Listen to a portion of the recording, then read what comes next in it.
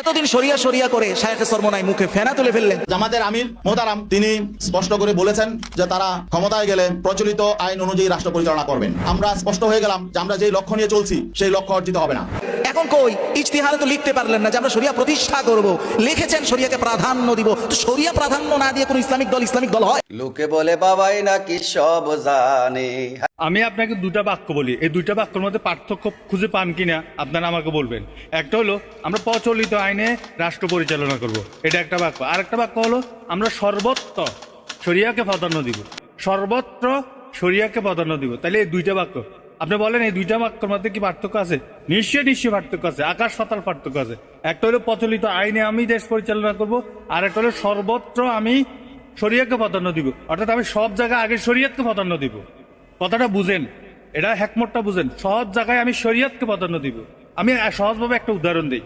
মনে করেন আমি ভাত খাবো, ভাত খাওয়ার দুইটা পন্থা আমরা জানি, একটা হলো জায়েজ পন্থা আর একটা হলো শরিয়াতের পন্থা, সুন্নাহ পন্থা। চাইলে জায়েজ পন্থা হলো কি, চেয়ার টেবিলে বসে ভাত খাওয়া। অনেক ক্ষেত্রে দেখবেন অনেক বিজ্ঞ আলেমরা বিশেষ কারণে বিভিন্ন জায়গায় চেয়ার টেবিলে বসে ভাত খাওয়া, ওটা জায়েজ পন্থা, কারণ ওখানে সুন্নাতের পরিবেশ নাই। আবার এবার আসেন, আমি সুন্নাহ পদ্ধতিতে ভাত খাবো, তাইলে আমাকে রাসূল সাল্লাল্লাহু আলাইহি সাল্লাম যে পদ্ধতি শিখে দিয়েছেন, সমান জায়গায় বসা, দস্তখানা বিছানো, হ্যাঁ, তারপরে দুই হাতের কবজি পর্যন্ত দোয়া, তারপর খাওয়ার আগে একটু পানি খাওয়া, বিসমিল্লাহ বলে খাওয়া, ডান পাশ থেকে শুরু করা, হ্যাঁ, ইত্যাদি ইত্যাদি, অর্থাৎ সুন্নাহ পদ্ধতি খাওয়া।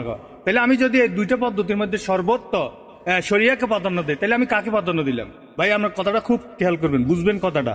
কাকে প্রাধান্য দিলাম? কি জায়েজ পন্থাকে প্রাধান্য দিলাম না শরিয়া পন্থাকে প্রাধান্য দিলাম? হ্যাঁ, একদম স্পষ্ট ক্লিয়ার।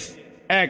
দুই নম্বর, আমার কমেন্ট বক্সের মধ্যে আমি আমাদের ইসলামী আন্দোলনের ইশতেহারের পিডিবির লিঙ্ক দিয়ে দিচ্ছি, আপনারা পড়ে দেখবেন।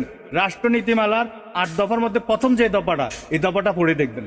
এই দফাটা পড়ে দেখলে আপনারা স্পষ্ট ক্লিয়ার হয়ে যাবেন। এইসব মুফতি এইসব ইশতেহার পড়ে না, মুখস্থ জনগণকে অযথা মানুষকে হয়রানি করে মানুষকে বিভ্রান্ত করছে।